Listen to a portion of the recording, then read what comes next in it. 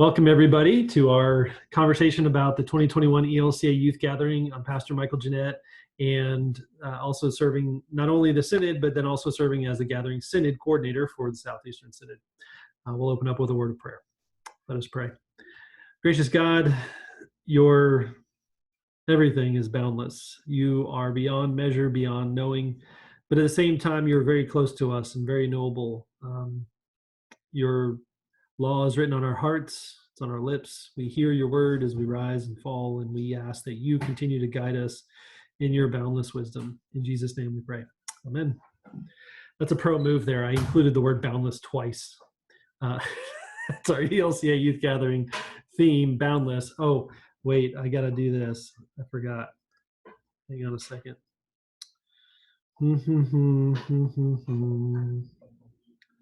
There we go. Let's see if that worked.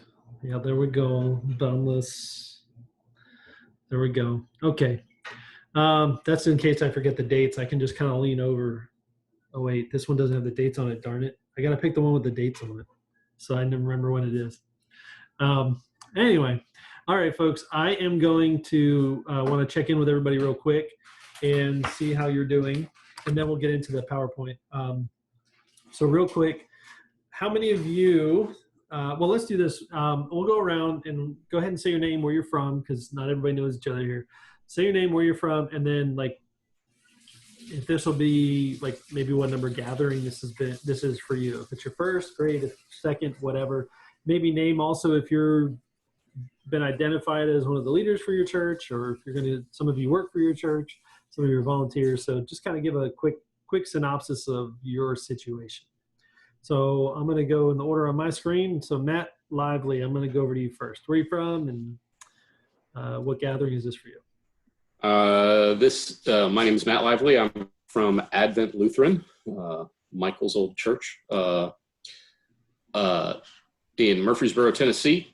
This will be my second gathering. I am a youth volunteer with our youth group for the past 4-5 years. Dylan, what's up?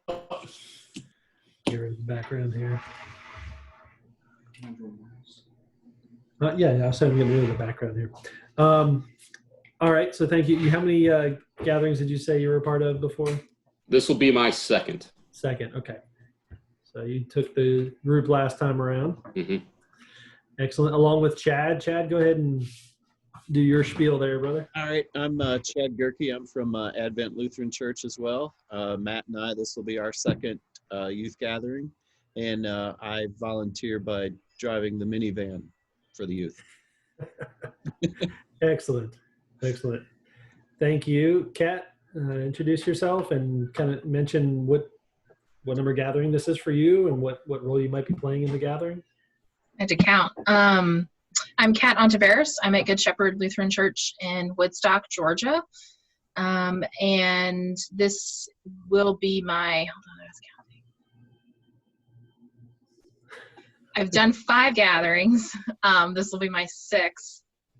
And I'm a youth ministry coordinator, so I'm the main adult, but I've done other stuff in the past. So. Excellent. Thank you. John Jay. Hi, everyone. My name is John J. Ennis, and I live in Atlanta, and I serve as Director for Faith Formation, and this will be my first youth gathering, and I'll be working the capacity of Synod Director, which I'll say more about later. Excellent. Thank you. And this will be for you, did you say your first gathering experience with us? Yes. All right. Diane, how about for you? I'm Diane Thomas from Christ the Lord Lutheran in Lawrenceville, Georgia, and I have attended 2 national youth gatherings as a volunteer chaperone when my children attended in New Orleans both times. And I'm the Director of Faith Formation, so this will be my first time acting as the leader for our church. Excellent. Bold, brave new steps. Thank you. Hillary, how about for you? I'm Hillary Nelson. I'm the youth director at Lutheran Church of the Redeemer in Atlanta. And this is my first gathering taking a group, but my second one that I'll be attending because I only volunteered Detroit in 2015. I've never attended gathering as a youth. So. All right, thank you for that. And I would say Sue or St. Paul or whoever you are. I'm Sue Tyler, and I work at St. Paul Lutheran Church in Maryville, Tennessee, and this will be my 7th gathering. I'm administrative ministry director at the church, so I'm going as a leader. Excellent. All right, well, welcome everybody. I'm Michael Jeanette, pastor and assistant to the bishop for formation and communication here in the Southeastern Synod. I've been, I attended the 94 youth gathering as an 11th grader, and then I helped lead a group in 2003 in San Antonio. 2003 was Atlanta, and then 2006 was San Antonio. And then 2012 and 2015 as a Synod Day director, and then 2018 as a property manager, and I lost track of how many that is. And then now serving as Gathering Synod Coordinator for us, which basically means questions you have about the gathering, you can either go to the website, and I'll point that out later, the gathering website, or come to me. If you need to call somebody, email somebody, I'll try to be your first line of support. And then if there's a question I don't have, I'll go to my people or colleagues, other Synod coordinators, and see if they have answers. And then if not, it just helps with the flow of information, and that you have a face and a person that you can connect with here. So let me pull up our PowerPoint, and we'll get moving along here. There we go.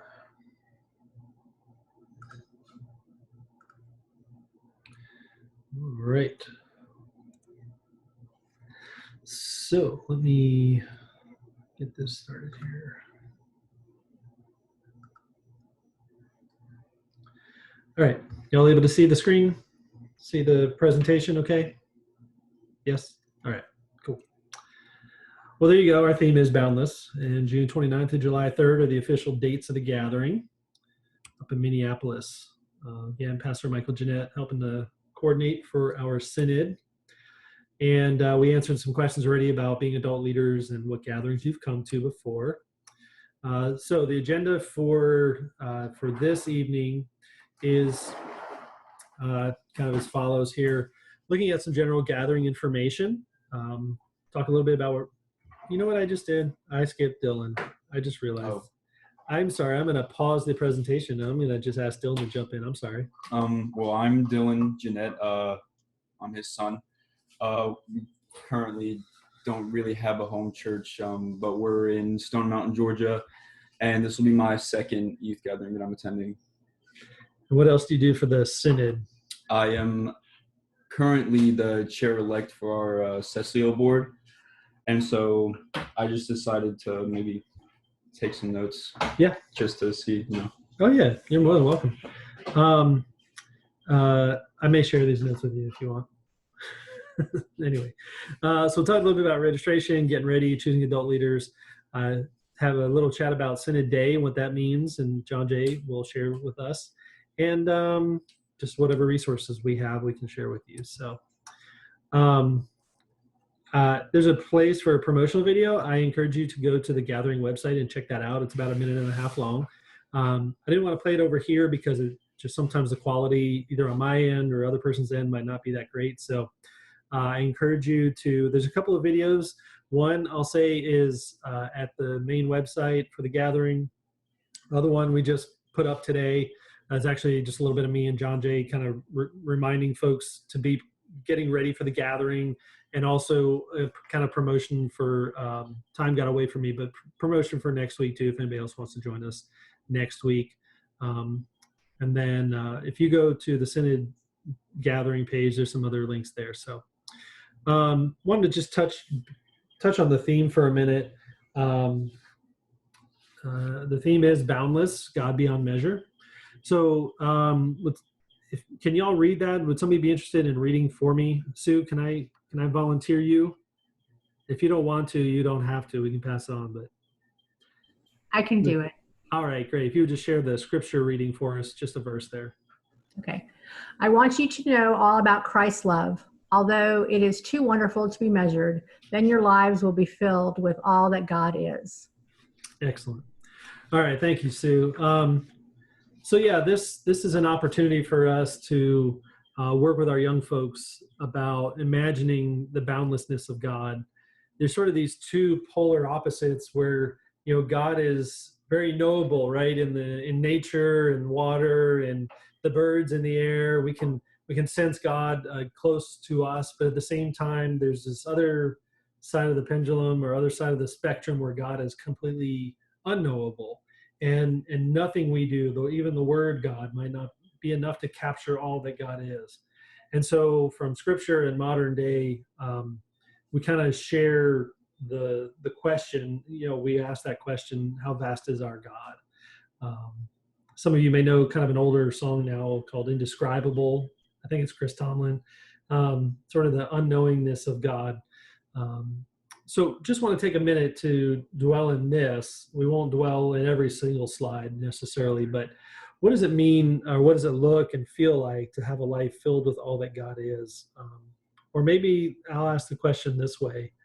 In what ways do you sense God is boundless? Or how have you sensed that in your life, that God is sort of beyond measure?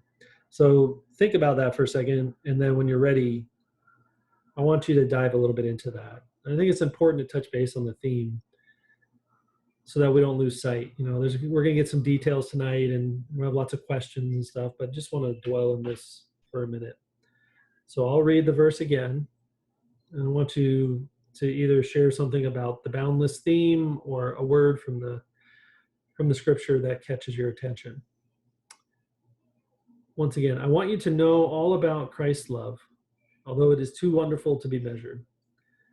Then your lives will be filled with all that God is.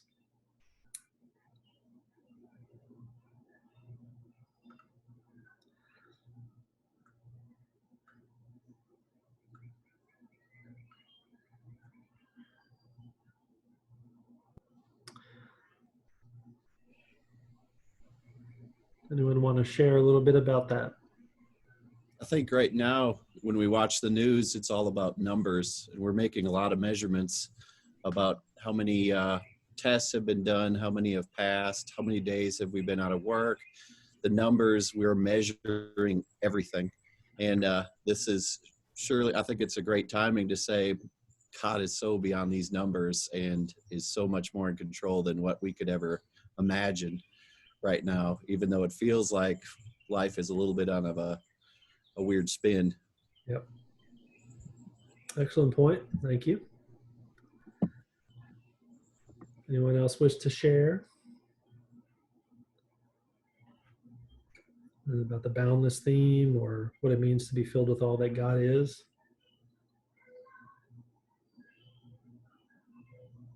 The word wonderful jumped out at me, and immediately when you read it a few times, sunrises and sunsets came to my mind, because I really appreciate those, and it's just something that's can't really describe that kind of feeling when that hits.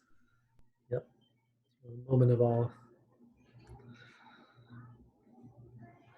Yeah, when I think about being filled with all that God is, I think about all the times I've been in faithful community and how that brings me like safety and security. Like that's my gospel. It really comes when I'm surrounded by the community of the faithful. I mean, I've had that feeling either, you know, at youth gatherings in the past. I've also had that feeling even when I've been feeling my worst. I get the sense that there are, you know, as I come out of feeling that low point, that God has surrounded me. It's usually through people around me that kind of lift me up and pull me up. In those moments, that to me is a little bit of what being filled with all that God is that sense of security and safety again. Kat, did you want to share? Yeah, I think just, you know, I want you all to know all about Christ's love. I think especially right now in a time where people feel isolated and disconnected, that, you know, Christ and God are always there with us, and amongst us and through us, so that they feel disconnected, they feel saddened that, you know, people can't see their friends or you can't go out places, and it's all for our safety. But that Christ's love is still always with us, even when we feel alone. I think in these days, I feel awe on Sundays, even now. You're sitting there and you're watching church live, and everybody that's commenting in the comments and knowing that others are there with you going through this and feeling the same that you are. It doesn't need to be a place. It doesn't need to be together. It's just the knowledge that he has touched you enough that you are all in awe together like that. And that's just, throughout this whole thing, has just amazed me every Sunday. Yeah, thank you for that. All right. Unless somebody else has a burning desire to go, I'm happy to move on. Anything else? All right. Okay. And by the way, at any point, if I don't see you raising your hand or whatever, and you want to stop and ask a question or dwell somewhere for a minute longer, just go ahead and speak up in case I don't see you asking those questions. So, all right. So what's the mission of a youth gathering? It's about faith formation in our teens, and that looks like worship and interactive learning, Bible study, service, fellowship, happening in all different ways. It's sort of a holistic approach to the opportunity to. I've seen some people stretch us a little bit and say we don't actually form faith. We're more about, you know, forming disciples or helping people to elicit that understanding of faith in themselves, or that the faith that comes to folks individually and in community. So whatever terminology you want to use there, we typically use the term faith formation. It's an opportunity for our young folks to be engaged. I'll say selfishly, I've also gotten quite a bit out of this as an adult and as a leader. So there's definitely faith formation happening within me as I go and serve in these various capacities at the youth gatherings. But these are the aspects we use in our approach for faith formation at a gathering. Some of the goals for our youth to be affirmed and challenged in their faith, for them to experience some new perspectives. I can't tell you how many times my eyes have been opened, either as a youth or an adult, by engaging in a gathering experience. Think about what am I supposed to do? Why am I here? What's my purpose? And that's around that pondering their vocation bit. To work with other churches. I still have a little pin that at this point I can't remember which gathering it was, but it was from Garfield, New Jersey, which is where I lived when I was like, I can't remember, like 4, 5, 6 years old. And then I also have a sticker on my guitar case that says somebody handed that to me like on the last day of the gathering. They must have gone to the, what do you call it? What's the place in every city where all the businesses information is available? What do you call that? Somebody knows. What's that Chamber phrase? of Commerce? Yes, Chamber of Commerce. Chamber, yeah. Somebody must have gone to the chamber, grabbed like handfuls of bumper stickers. And the bumper sticker says, I was goosed in the Juniata River Valley from some festival. But I stuck it on my guitar case as a reminder that I met somebody from some place in Pennsylvania. Just all the different memories that I know have been special, and connecting with other congregational groups. And then just in general, learning about the ELCA and the various missions. If you've been to a gathering, you know that interaction center is amazing, where you learn all kinds of connections. You make all kinds of connections with all different kinds of ministries throughout the ELCA. Do some learning as you go. Sorry about that. So I want to move forward here and share some of the other experiences that happened before the gathering. 2 major experiences. One is called MILE. It's the Multicultural Youth Leadership Event. This is for those who are youth of color or whose first language is other than English. The theme this year is called Made Free, kind of connected to that boundless theme. Some churches will have maybe part of their youth group that are youth of color or whose first language is other than English. If so, they encourage folks to have those particular individuals from within a youth group attend with one adult leader or two, depending on the number. There is an extra fee associated with that, and that's all run all through the gathering registration. They do try to keep it to a minimum. That $190 per person is all housing, program, and food expenses. So if you have youth who qualify for that, we'd love for you to be a part of that. If you have more questions about that, I'll be happy to get you some answers. They will be staying at a university setting, University of St. Thomas and St. Paul, as they embark that. Now, if you notice the dates, that leads right up to the gathering. So that's preceding the gathering, just before. They want that to be a time, particularly for those youth who are youth of color or first language other than English. Anyway, so there's an opportunity there. The other opportunity I want to share is about the table, which is the gathering for youth with disabilities. Again, they take personal and individual concerns into consideration when housing and helping caregivers to be a part of that if they need to be, just depending on the individual situations. So they're very willing to work on a case-by-case basis. If anybody qualifies as a youth with a disability and a caregiver to come with them as well. Not just, say, an adult leader, but somebody who might actually need to give specific care for that youth. So that's happening the same time as Mile, which again is before the main gathering. So if you know of anybody who qualifies for that, please let me know if you have questions, and we'll try to help get them answered. So any questions about Mile or the table right now? A fun connection back to Murfreesboro was that David Hawkins, who was a member of that church at some time ago and still is, he helped to facilitate some of the activities at the table at the last gathering. So that's kind of neat. In fact, he's in the promo video, I think, for the youth gathering. It's kind of cool. All right, so promotion, we want as many folks as possible to at least know about this opportunity. You may come across churches that say, we're not really a gathering church or whatever. We just would love for everybody to be invited to have this opportunity. So even if there's a church that doesn't want to go, certainly we would encourage you to invite them to come and be a part of your congregation's experience for the gathering. I mean, there's some churches that don't have youth groups and they're not, but there are some youth there. We encourage you to reach out. This is really one of those contextual things where you'll know your best way to connect with your youth, I think. Several of you that work in this field, already how to connect with your folks. So I don't know how much time we need to spend on that really, but that last line there is important. Everybody who wants to be a part of the gathering, parents, youth, everybody, adult leaders, encourage everybody in your congregation that is interested to follow the social media, because they do update things, especially as we get closer in. You get a lot more details and a lot more information that is helpful for you in your gathering experience. Please go ahead and sign up for all the social media. There's a G News. It's called the Gathering News, the G News. If you go to the Gathering website, you'll be able to sign up for that and get information directly in your inbox.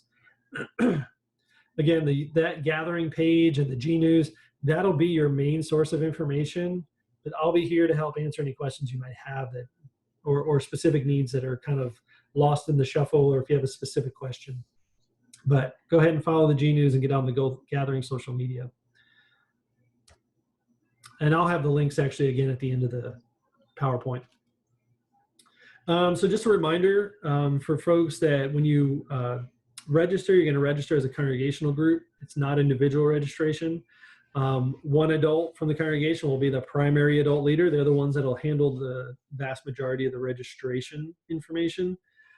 Primary adult leaders, you're the organizer, and you're the one that's going to get the information so that you will then disseminate the information to your church members who are participating with you. That really comes in important for housing and registration and payments and all that kind of stuff. You'll need to know your congregational ID. If you don't have it, I can find it. You don't need to really send it to the gathering info. I can tap into our Synod database. I know somebody who works in communications in our Synod, and we can get you that information. That's me, by the way. So anyway, if you have, does everybody know their congregational ID? Or know that you can get it? So just, if you have trouble with that, let me know. But take a guess with your, work with your staff and see if anybody on staff knows. If not, we'll be happy to get it to you. All right. I keep going backwards, I apologize. So information here about registration. Notice it opens up September 21, and by November 20, the price bumps up. So here it is. It's middle of May. So you have a couple months till it opens up. Yeah, that date on the bottom is wrong. That should say 2021 on the very bottom. Thank you, Dylan. So February 21 to April 21, 2021 is what should be on the bottom there. Sorry, my mouse is acting funny today. So as you get to registering, folks, there is a $150 deposit, housing registration due date there. So I'll just pause for a minute because with everything that's going on right now, we know that things may change. There was a video put out by Molly Beck-Dean, the gathering director, and her statement essentially said, we know everybody wants to know, is this definitely happening or not? And I think everybody understands that we cannot answer that question with 100% surety. We don't know what the future holds. But right now we're planning as, yes, things are moving forward as planned. So I don't know what kind of flexibility there will be in terms of deposits and whatnot, or how that's going to work. So we still have a couple of months. We'll know a whole lot more in September 1 than we know now. And so we're doing the same thing as a synod. As we plan events and things, we're kind of having a plan A and a plan B, and not knowing exactly what's going to happen. But again, we'll know hopefully more then as we approach that date. And so there'll be opportunities for us to have conversation about if there's a need for scholarships and what that's going to look like, and when the due dates will be for all that. I don't have that information right now, but there should be gathering registration information. Gathering registration assistance coming out pretty soon. That's kind of how the gathering handles financial assistance. Is they'll look to help cover the cost of registration, and that's the limit. And last time around, that was, I think, a limit of 10 per congregation. I will say this: if you apply for and receive notice that you are awarded a scholarship, the youth for whom the scholarship is given need to be then registered with your church. If you don't register the person, then the scholarship is sort of withdrawn, if you will, and you sort of get put back in the pool, sort of in the back of the line, if you will. And if they have finances available, if they've gone through the whole list and you're still there and they still have money, then you still get some assistance. But I learned that the hard way when we earned scholarships and didn't register the kids in time. Then we lost those scholarships, but then we gained them back, thankfully, later. But it was a kind of a question of if we would get them, not when. So just be aware of that. That's a little tidbit that I learned. Once you get the scholarship notice, go ahead and register at least a deposit for that person. Again, that's assuming everything is normal and we do go on with the opportunity for the gathering next year. Okay, any questions there so far? So again, a lot of this isn't necessarily brand new, but we will have a time at the end here for folks to chime in and ask questions. I do have a question here. So yeah, financial assistance is supposed to be open by July 21st. Thank you, yes. Thank you, Sue. So yeah, so notice that is way before the registration deadline, right? So there's, I think there's like that window, right? There's like that 2-month window in which you have to get that person then registered. So that first day of registration, I don't know the exact time frame. I could be wrong about the 2 months. It could be a 3-month window. But again, there's a certain point at which your scholarship will sort of you give me a cup for my water? But there might be an expiration on that scholarship, so just be aware of that. Okay, that's a little bit that's not in this PowerPoint. Moving on here, let's see, housing. Generally speaking, for those who might have attended Detroit, where we were very dispersed from the downtown area, that's going to be similar for Minneapolis. There's not a whole lot of downtown churches. Oops, scratch that. There's plenty of churches in Minneapolis. There's not a lot of hotels close by that could handle the number we have. So there's going to be a lot of back and forth. As always, they encourage you to work with the gathering transportation. So when you sign up, you want to make sure that you are working with the transportation, that you are signing up for transportation. If you happen to be bringing a bus, and we can talk more about that later, they would love to contract with a bus. So you have an opportunity here to consider, what your transportation is and how that might be actually of assistance to the gathering. Anyway, so for housing, your hotel numbers are there, about $159 plus tax, and the room types there. They'll make every attempt they can to accommodate your group in terms of the types of rooms. But as I've learned, and I hope you know, flexibility is really important. So remaining as flexible as you can, but understanding, wanting to keep safety guidelines in place as well. So do your best there, and we can have more conversation about that as we go on. So getting ready materials. Obviously, this is about our young folks and faith formation for them.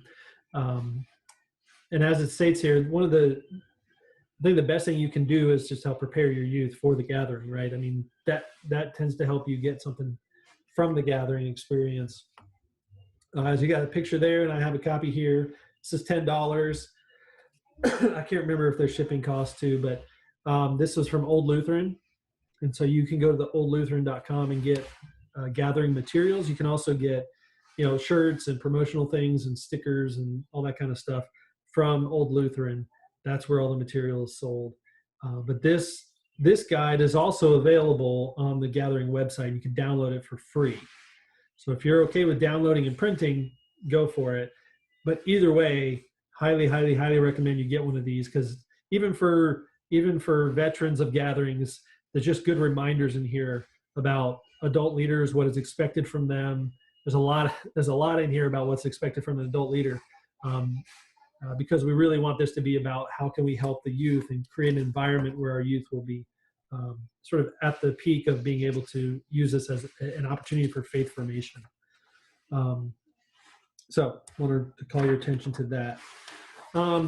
Just want to take a few minutes now for John Jay to share a little bit about Synod Day experience. And actually, before you jump into that, John Jay, I'll just give the quick overview.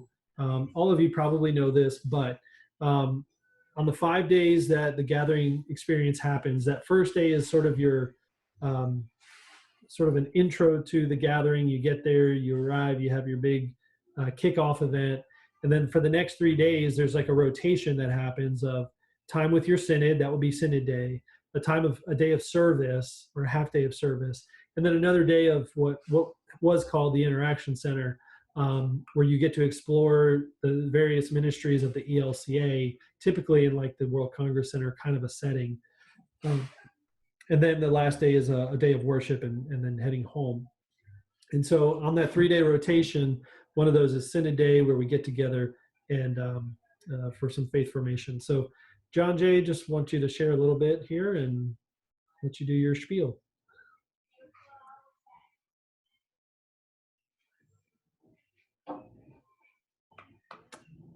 Okay, can you hear me now?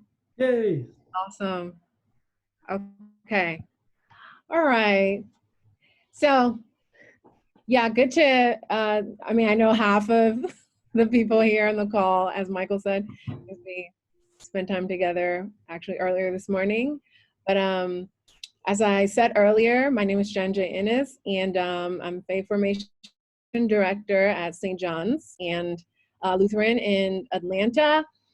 And just a little fun fact about me, Michael said to add that I love traveling. I haven't done quite enough of it, but I've been to 19 countries, and I was heading to probably not just my 20th, 21st. It was probably going to be like 2 or 3 extra more, but then COVID stopped that. I was going to go to Switzerland and then visit some neighboring countries with a friend of mine. So all things related to traveling, talk to me about that. We'll have things to talk about. So I love the question in the beginning that Michael asked about our experiences with the youth gathering. And so I would like to just ask out of curiosity, since whether you have been to National Youth Gathering once or you're super veteran 7+ times. I'll preface this by saying one of the movies I love watching, I enjoy watching around the time of Passover / before Easter is the 10 Commandments. And so there's a scene in it, if you watch it avidly like me, and it's also scriptural, where Moses goes to get the law, and when he comes back, or before he goes to get the law, actually, when he has his first experience with God, like the burning bush, when he comes down, like his face is shining, and it looks as if he's had an encounter with God. And so based on the experience of you all as leaders who have accompanied young people to the National Youth Gathering, I'm just curious to preface just a little bit of talk about the Synod Day with just this question of how have you observed youth having like a mountaintop experience or burning bush or that kind of meeting with God experience, like whether it's during the youth gathering or the time after it. In what ways have you seen them transform, that you've kind of like sat back as a leader and said, wow, they've encountered God? I'm curious to hear that as people who have accompanied youth. So if you'd like to share, I'd love to hear that.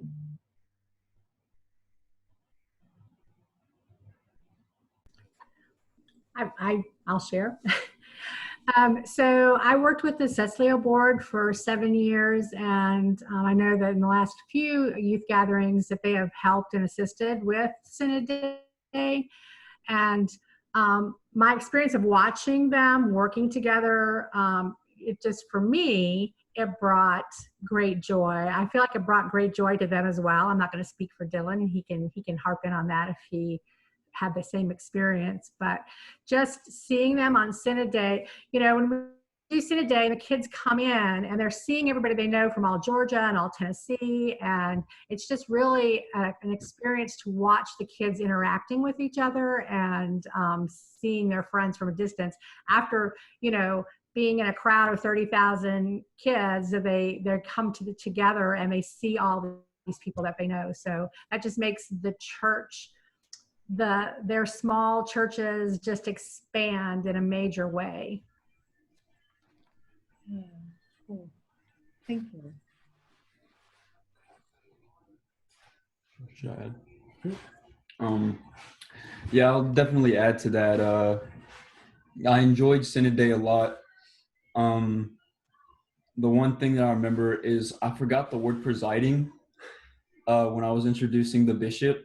So that was something else. But Synod Day was just great to be able to see everyone. And I remember when we had our service project day, we were with a church that hadn't ever been to a firm, or that I'd never seen any of the youth that were on that service project with us.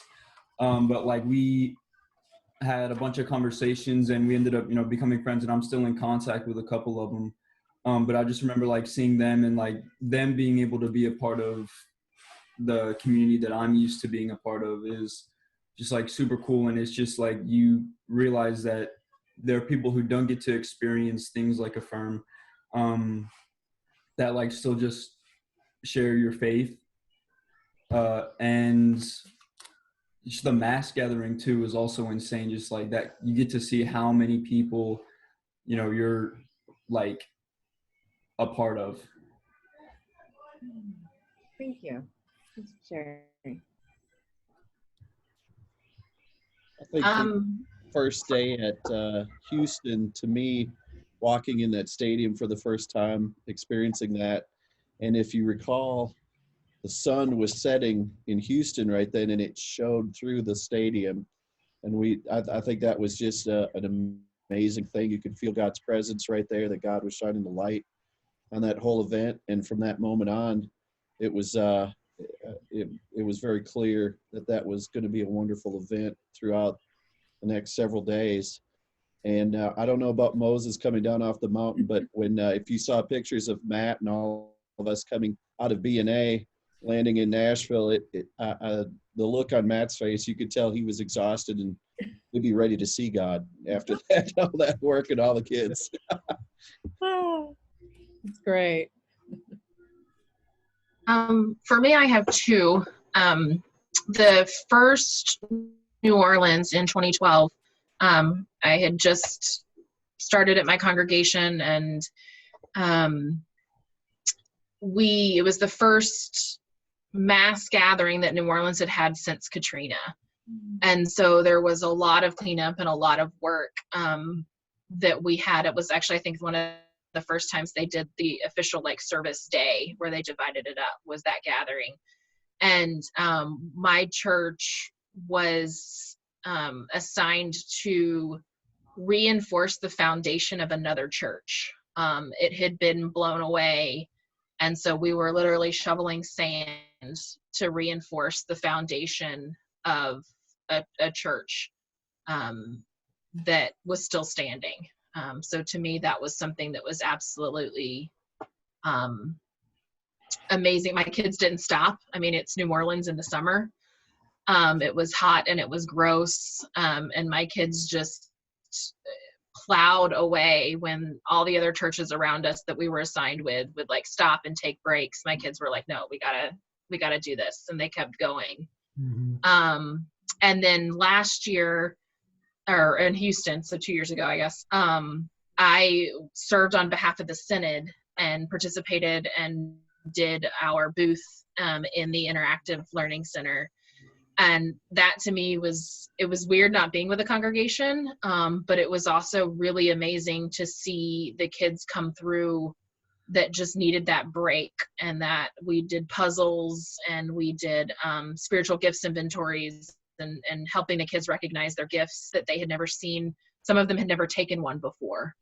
And so recognizing their spiritual gifts and where they were and how they could apply those in their life and in their church was pretty amazing for Houston. So same with the tiredness though. Yeah. I drove to Houston, and it was me and Rachel Alley tag teamed it, and we went straight after worship on Sunday. So I feel you there. That's great. For me, it would one of the biggest things that aha got as their moment was probably Synod Day, coming together, and there were activities that the Cecilio board gave everybody to do, different activities that were in the room. And some people were getting it, some people weren't. And there you saw, it didn't matter what church you're from or what group you were in within the Synod, someone leaning over and helping someone else so they would understand where it was all coming from. And it wasn't like it was a math question or anything like that. It was about God. It was sharing their things to help them understand where they were going with it. And just to see and it wasn't the adults, the chaperones that were there doing that. It was the youth that was doing that. And it was just amazing to watch as it went throughout the entire group. That's great. Great. Thank you. Thank you so much for sharing that. And as this is going to be my first experience. Like it gives me a sense, like your testimonies give me a sense of the importance of why this is being held, and particularly why we're gathering for Synod Day. So yeah, I mean, you've shared that, and that's exactly what it is, a time for us to come together as a synod in light of the sort of larger group, to come together and see those that you serve with, those that you're in communion with, those that that you do ministry with in this particular kind of context, which is our synod.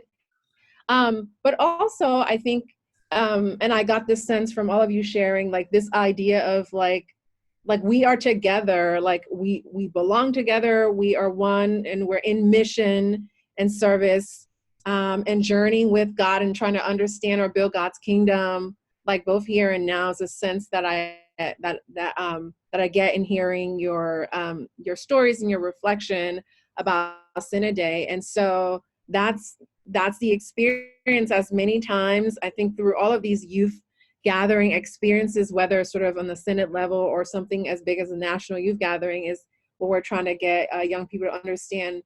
But also, I think from some of the reading I've been doing, also just through your testimonies, I would say that this morning, Michael shared a book with us about leading in a liminal space.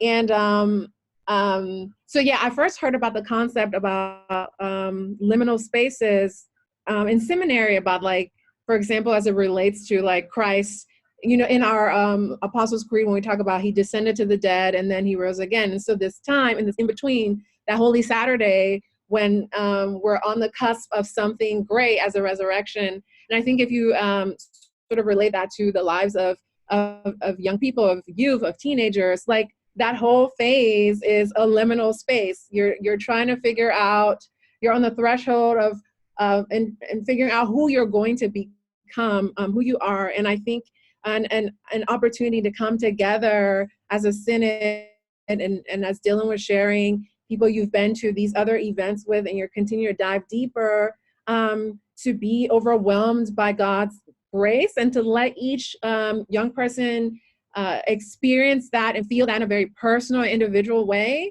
and to know that they are claimed by God, and that they're unique and they have a purpose, I think is really important.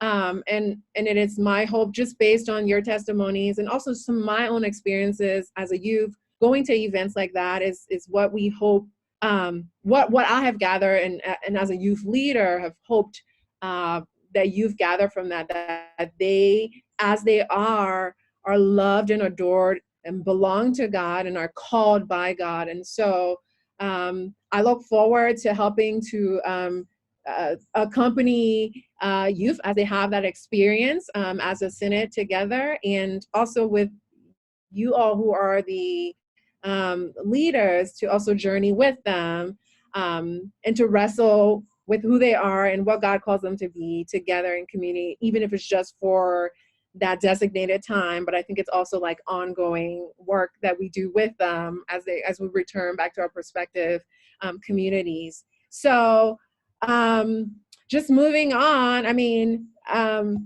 what we're sort of seeking in terms of your assistance, laid out here are some of the ways in which we're looking for both youth and adults to assist. So greeters, you all know this better. I think when you come into the space together, we want to make it sort of a welcoming space. And by doing that, we want a lot of smiling faces around to welcome people into this intimate space as a synod, to experience God's presence and to dive deeper. And so just setting the atmosphere for greeting is really important. So if you or you know someone who's coming and they have bubbly personalities and are welcoming presence, I would love to involve them as greeters. Speakers, there is a script that I'm looking forward to getting that will sort of lay out the worship experience. And so having energetic speakers and people who can help follow the scripts. I was doing some reading that talked about just sort of an animated presence, almost in like a storytelling kind of form. So people who can like memorize and bring their personalities into the script, and to help to speak, to bring this experience alive will be really helpful. I think music will be a really important way in which we're are seeking everyone's help to in terms of participation. And there will be music, and it's possible it could be like music that we just press play on, but I think it's better if it's live music. And I, just from the experiences I've had with some of the people that I do know on this call, some of the events I've been to, there are a lot of talented musicians, so we're looking for them. If you play, or youth that want to share their gifts through music by singing or playing instruments, we want to have them on board. So we have a live band.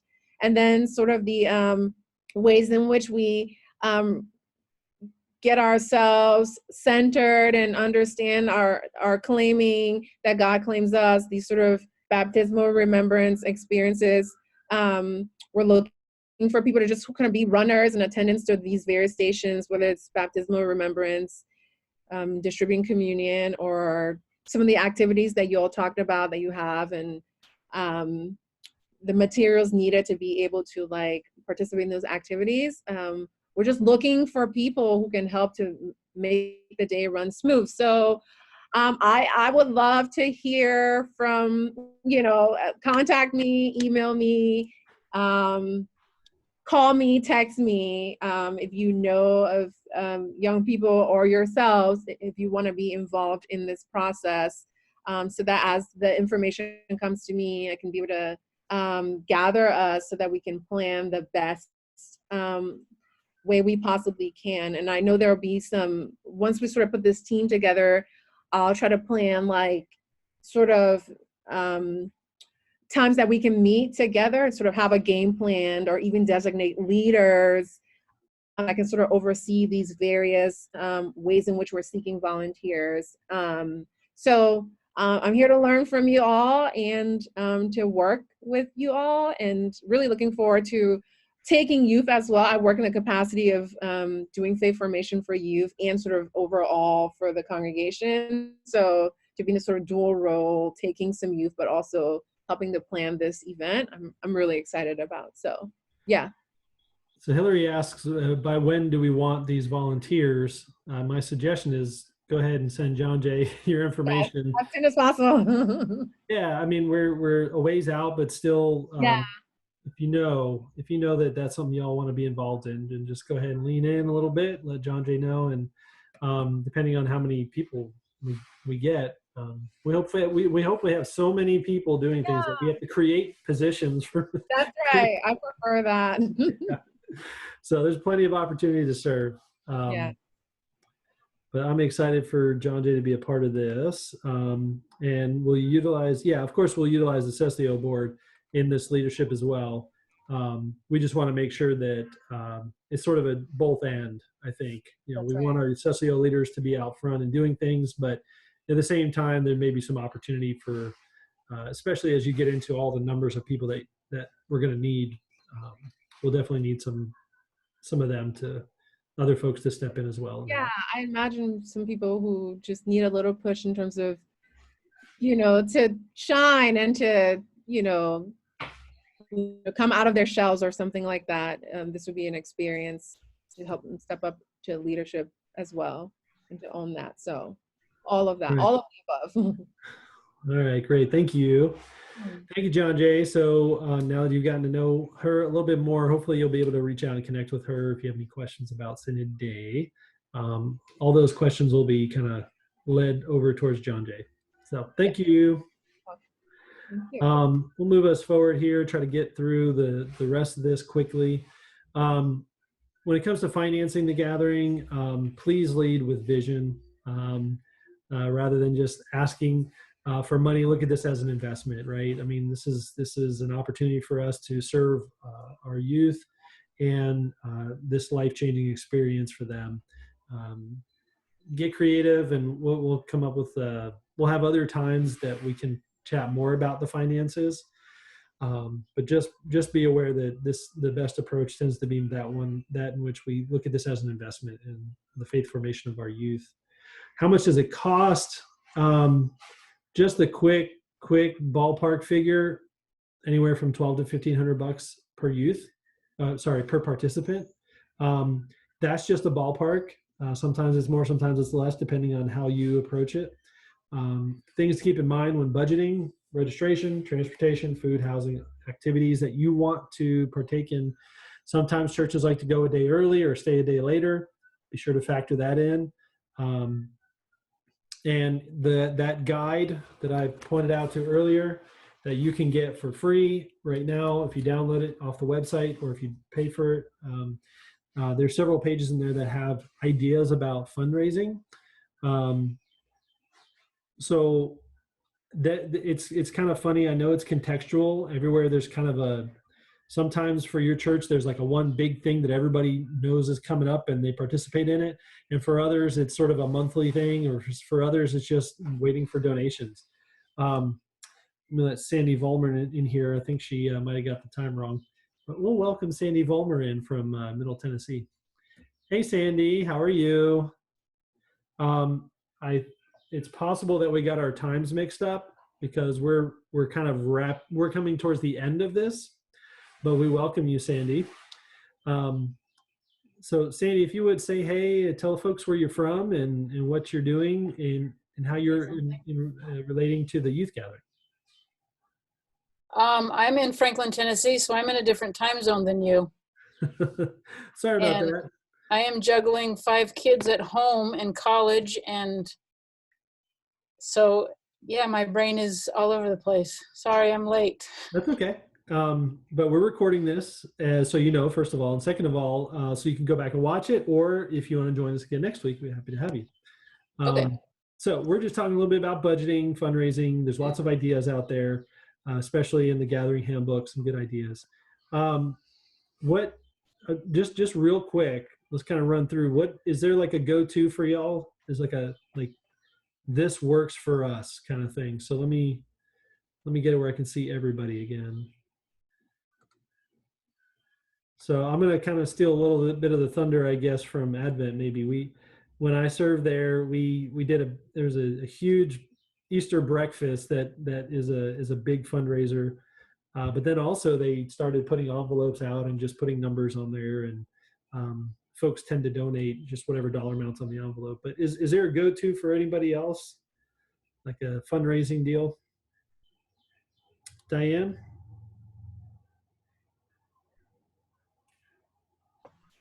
Our go-to has always been our church yard sale. We typically raise between $3,000 and $6,000 from our yard sale. And right now I'm sitting with a trailer full of stuff in our parking lot that I'm paying $100 a month to rent.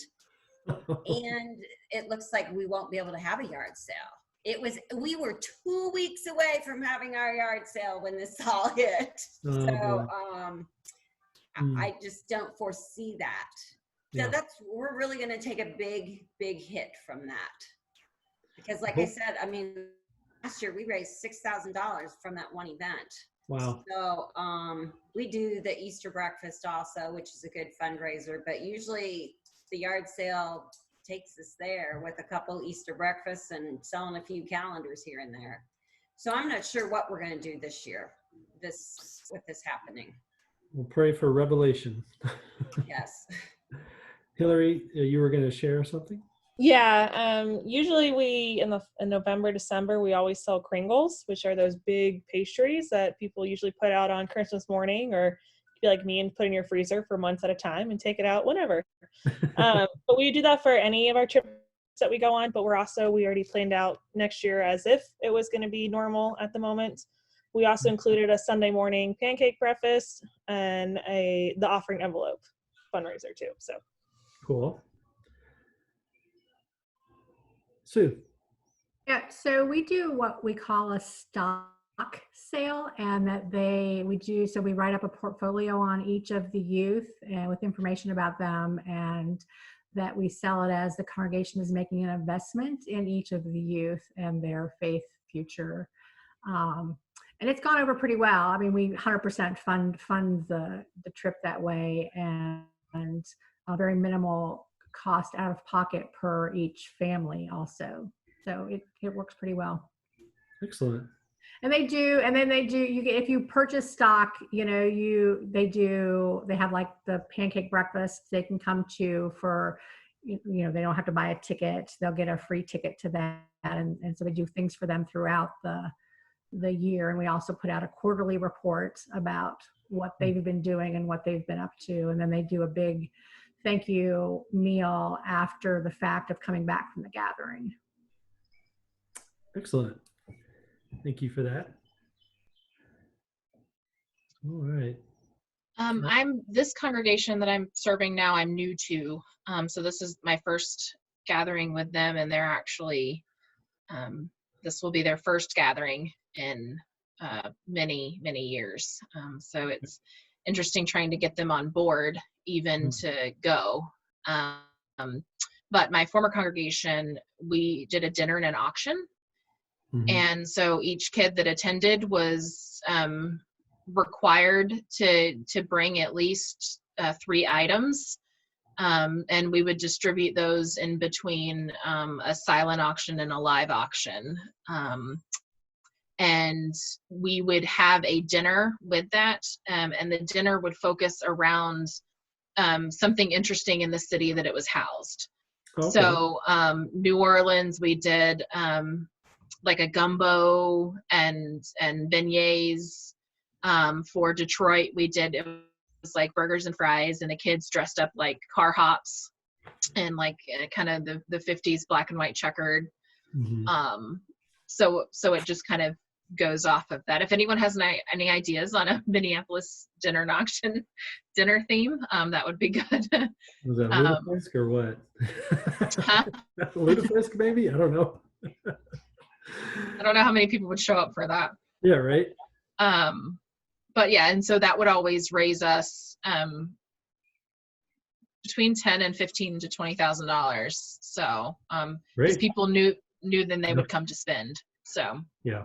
So when a congregation's newer into this, it takes a little bit more thinking and seeing what works for them. Yeah. Absolutely. Well, we'll have plenty more opportunities to share as time goes on. We're already at the hour mark, so let me get us into the rest of this presentation and see what other questions we might have.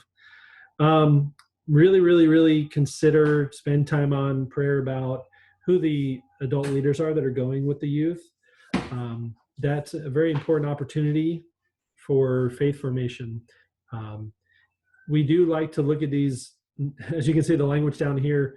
We're used to the language of chaperone, but just to consider what's the difference, say, maybe between an adult leader and a chaperone, right?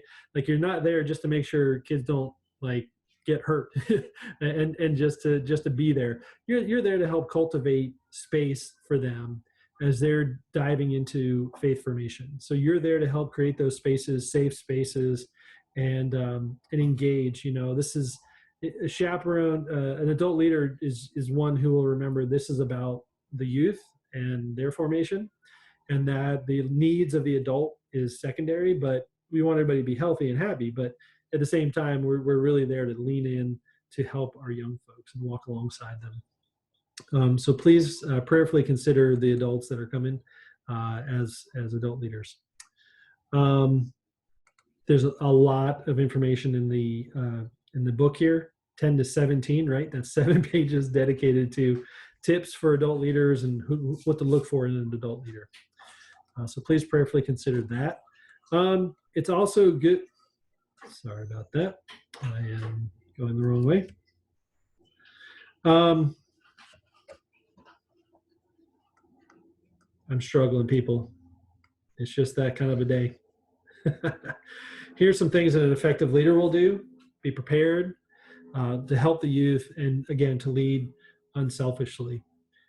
So these are important things to keep in mind as we prepare for the gathering. So just give you all a second to read through that.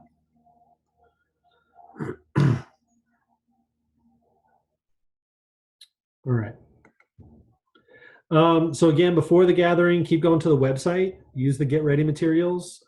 Every month, there'll be, I can't remember if those are out already, but there's materials that you can use as a youth group to get ready for the gathering. It's just exploring the theme. You get to explore a little bit about the city. Sign up for the G News if you haven't already. That's an email that will come to you regularly. Parents and adult leaders sign up for that, keep you informed. And this is just an opportunity to be intentional about the gathering experience and preparing for it. Not only prepare for the gathering in general, but also for your group. It's a really good opportunity to I would say, get the youth together, especially those who are going to the gathering, and to be aware, to kind of grow some relationships there if you can. Doing some of that bonding is helpful beforehand, and just give them that mindset that this is an opportunity for faith formation. Again, there's some tips and tricks on how to do that in the gathering materials. So as you get a little deeper into this, you'll see that there are some ways to prepare the group for this experience. And then finally, just want to give you the contact information again. So there's any questions for Synod Day, John Jay is willing to answer. So there's her email address and phone number, direct line there. And on the left side, you'll see those are the social media sites for the gathering. So tap into those, as many as you can, because the more the merrier in this case. So, and then again, I'll send this information out to you. But there's that, and then there's my information.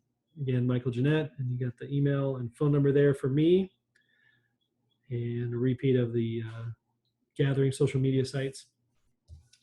I know this was still very high level, and we didn't get a lot of detailed questions and maybe a lot of details answered, but let me ask you this, and I'll be ready to write down some responses. I'm going to stop sharing the screen so we can just see each other in full.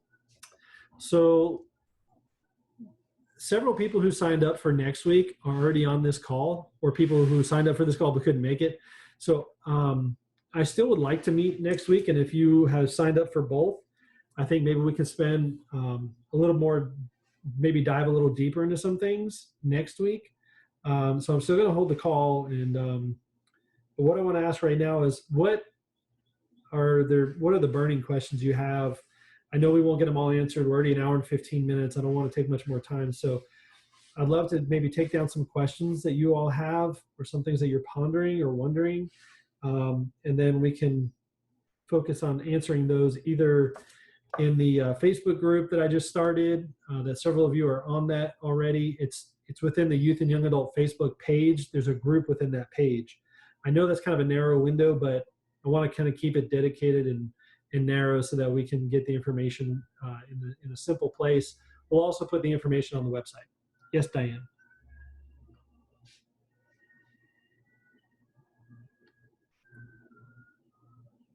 You had briefly touched on this, but I don't think you had answered this. I might have missed it. We are planning on flying. So what is the public transportation like there? And did you say that they will be trying to make some type of transportation available for us? So in terms of transportation available would be when you're at the gathering. Correct. So yeah. So if anybody who comes to the gathering promises that anywhere they want you to be, they'll provide busing for that. So from the hotel to the gathering sites, whether you're service day, or they'll probably be at a central hub where they'll drop everybody off and pick everybody up, or maybe at the end of the day they'll have buses near the dome, or you'll walk to a place where there are buses. So anywhere you need to go, once you're at the gathering, you won't need to provide your own transportation. So whether it's from the airport to the hotel, or the airport to the gathering sites, all of that will be provided for you. Now getting to the gathering and back home from the gathering is a different story. You're talking about flying, which is great. I don't know yet the details of the how far away the airports are from the gathering sites, but they'll have a way for you to get, like, now sometimes there is a cost associated. So if you're flying in, there may be a cost to take a bus from the airport to the hotel. So we'll have to factor that in your budget, but I don't know the answers to those yet, but I know that the one thing they'll guarantee is that they will get you from point A to point B while you're at the gathering. Does that make sense? And I'm sorry. That's okay. Part two. Will there be a charge to get, say, from the hotel to the worship service every night, or just the airport to hotel kind of thing? I'm thinking it's just going to be centered around the airport transportation. Yeah, no, anything they want you to be at, like worship or Synod Day or whatever, like they'll provide the busing for you. Okay. Now, if you decide not to follow the schedule and you miss the bus, then you may have to Uber your way in, and that'll cost you. But there will be transportation for you from point A to point B while in the gathering. Matt, you were going to ask a question? When you were asking about transportation from the airport to the gathering, last time they did have that, but I would really recommend you get signed up for it early or as quickly as you can if that's what you're wanting to do. Last year there was some communication and errors in who signed up and who didn't, and we didn't know if we had transportation 3 days before we were supposed to leave, which then we were scrambling to try and find additional transportation. So once it's available, if you know that's what you want to do, I would definitely get yourself signed up for it. How many of y'all are thinking of flying? Show of hands. Driving? Anybody driving? Don't see any driving. We're thinking about flying, but we're just seeing how many sign up before we make that commitment. So if there's more people sign up, we might look at driving. But if there's less, we might do flying. I don't know. One thing I do know is if there are folks who are going to be thinking about chartering a bus, that this has been the case pretty much for every gathering, but if you know people who are chartering a bus, please be in contact with me, and then I can be in contact with the gathering folks, because what they'll do is if there's a bus going up, they will contract with that bus company to use that for the transportation we were talking about, Diane. So you're grabbing a whole bunch of people from a hotel, could take a van, could take a bus, or could take a couple of each. And so they'll subcontract and work with those bus companies to hire those people to work for the gathering. There's not a whole lot of space downtown. In fact, Minneapolis has some limits as to how many buses can actually be in the city at a time. Like you can't just park a whole sea of buses. They have to be outside the city limits or some kind of parameters around that. It's kind of odd, but that's a local contextual thing we got to deal with. So if you are bringing a bus up, or you know people are, let me know. Sue? Is the Synod thinking about getting buses at all for Synod or for churches to travel together, or are you going to leave that just to individual churches? We'll see what we can do to help facilitate that. We haven't promised that yet. You know, I kind of have to get a feel for, you know, how many are coming and from what areas. There has historically been a bus maybe from the Atlanta area, and Nashville area, Middle Tennessee may have done that before. I'm not sure. But if there's a sense that that would be helpful in terms of costs and stuff, maybe we can try to arrange that. There would still be, churches will still need to help contribute, you know, per person to that to help make it feasible. Typically that's been kind of handled by some individuals, especially if they're connected to with a larger church or larger group. But I'm happy to help, you know, look into that. So I don't have an answer yet, but I will look into that. Questions? So we'll dive deeper next week if we can, depending on who all is in the group. If there's a lot of new people in the group that weren't part, we'll need to kind of cover the basics again. But you at least know who to reach out to for Synod Day. That's John Jay, and then for me for other Synod questions. And as I get more details, we'll push those out more. I'm excited to kind of go through that. As I get more info, we can dig a little deeper. Stay connected with the Youth Gathering website. Social media on the Youth Gathering from the ELCA and from the Synod. And yeah. So thanks for joining. Let's have a word of prayer as we close out, and we'll let y'all have the rest of your evening. Let us pray. Gracious God, in your boundless mercy, help us to know that we are cared for and loved even in this challenging time. Help us to gather around this opportunity to pilgrimage together, to be with one another next summer for the 2021 ELCA Youth Gathering. Help us to see this as an opportunity for faith formation and growth, to grow closer to you and to in love to our neighbor. In Jesus' name we pray. Amen.